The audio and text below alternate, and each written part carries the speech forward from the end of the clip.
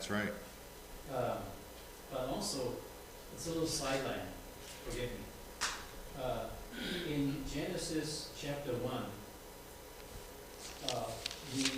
the word heaven is mentioned 7 times. 6 times it is not capitalized, and once only is capitalized, which then also means the firmament. When it's capitalized, then it also means the firmament.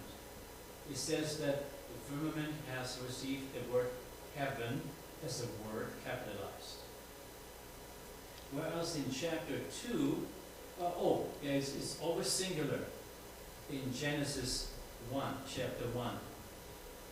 When we go to chapter 2, heaven is mentioned, plural. In chapter 2, it's only plural, 3 times.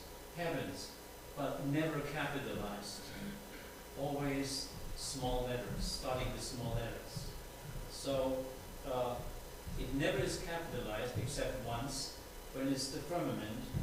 And also the firmament, in addition to that, is mentioned 7 times.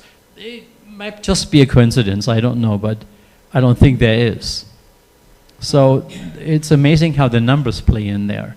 It just happens that I found out about this. Yeah, interesting. So, I hadn't known that before. Okay, so in Exodus, we're told, given in the 10 Commandments, to remember the Sabbath day, to keep it holy. What's the connotation there? It's already holy. That's right. Make it unholy. All we do is be unfaithful. It's going to be holy no matter what. No matter what we do. Good point. Say that again. I forgot what I said. The Sabbath's already holy. We really can't make it holy or make it unholy. All we can do is observe its holiness, observe the purpose. Doesn't matter what the world does, it's always going to be, it's like God. You can't make God unholy. Right. No matter what you do. And the same with the Sabbath. It is what it is. I just have a comment about when you said that the 7th day and then God rested. God didn't have to rest. I mean, but he did the example for Adam and Eve. But also he could have continued and said, okay, you guys rest here and I continue doing some other creation, some other place. But he spent that day with them. So he spent that day with them, and that gave us not only an example, but also that God has a desire for us to have a relationship with Him, very intimate relationship with Him. That's the reason He made the Sabbath forth, and He made the example, and He spent that time with Adam and Eve.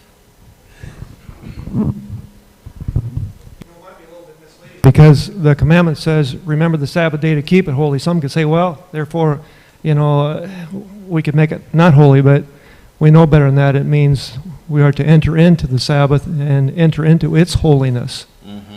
Not that we control whether or not it is holy, by whether or not we keep it such. Right. So why are we to remember the Sabbath day to keep it holy? What's different about it? Okay.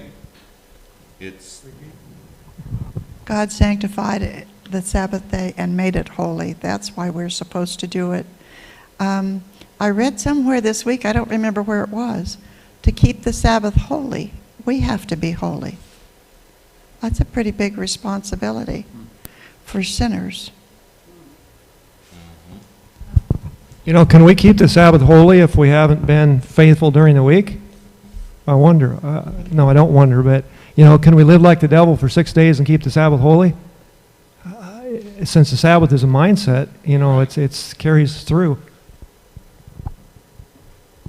You just said it, what I was going to say. Somebody told me keeping the Sabbath and be prepared for the Sabbath to start exactly the next day, Sunday, If we want to prepare for the Sabbath, we start the first day of the week in that preparation. That means not only spiritually, but also to have our house ready, to have our everything ready for that special day. So everything is set the next day.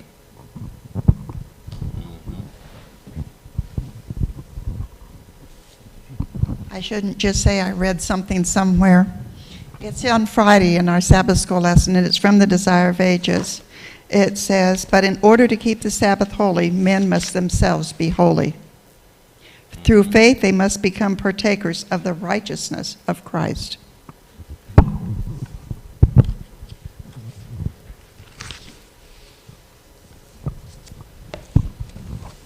I think there is a quotation in the Great Controversy, page 438, where Ellen White, she tells us not only that we have to worship God, but if we keep the Sabbath as we should, so there will be no other religions in the planet Earth, according to what she said. That because she said there will never have been an idolater, an atheist, or an infidel if we keep the Sabbath as we should. So I think it is a heavy responsibility for us as a Sabbath keeper to know how to keep it. Otherwise, we cannot experience it, as the title of the